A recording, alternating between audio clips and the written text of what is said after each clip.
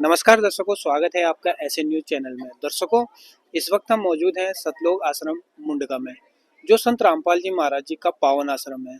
आज का दिन बहुत ही खास है। आज पूरा विश्व उस पूर्ण परमात्मा कबीर परमेश्वर जी का निर्माण दिवस मना रहा है। सतलोक आश्रम मुंडका के अंदर मौजूद है कबीर परमेश्वर जी का निर्माण दिवस यहाँ पर मनाया जा रहा है और तीसरा दिन जो है यहाँ पर आज समापन का दिन है। अभी हम यहाँ पर संत रामपाल जी महाराज जी के कुछ सेवादार मौजूद हैं, जानेंगे यहाँ पर कुछ जोत जलाई जा रही है उनके बारे में जानेंगे। सर नमस्कार। नमस्कार जी सर। क्या शुभ नाम है आपका? हरि नारायण दास। सर, यहाँ पर काफी सारे जोत जो हवन यहाँ पे किए जा रहे हैं, इनका क्या तात्पर्य है, हमारे दर्शकों को बताएं। ये हमारे सतगुरुदेव जी संत रामपाल जी महाराज जी के सानिध्य में है, जो आज कबीर निर्वाण दिवस है, जो संत रामपाल जी महाराज जी के सानिध्य में मनाया जा रहा है। जो ये हमारे गुरु जी बताते हैं धर्म की, दूजी यज्ञ है ध्यान, तीजी यज्ञ हवन की, चौथी यज्ञ प्रणाम, पांचवी यज्ञ है तत्व ज्ञान की। तो ये संत रामपाल जी महाराज जी के सानिध्य में है, जो उन्होंने संत रामपाल जी महाराज जी ने बताया है। ये यज्ञ हवन, तो ये हवन यज्ञ है, ये ज्योति लगाई हुई है जो हवन यज्ञ है।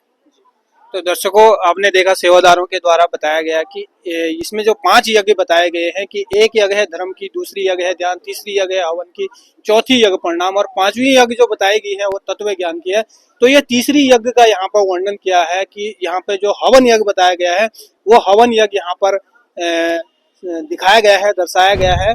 परमात्मा की दया से कबीर परमेश्वर जी का निर्माण दिवस सतलोक आश्रम मुंडका में जो मनाया जा रहा है, उसका आज तीसरे दिन का हलवा प्रसाद जो दरबार साहिब तक पहुंचाया जा रहा है। यहाँ पर आप देख सकते हैं कि किस प्रकार से भक्तों की यहाँ पर कितनी लंबी यहाँ पर कतार लगी हुई है हलवा प्रसाद को दरबार साहिब तक पहुंचाने के लिए।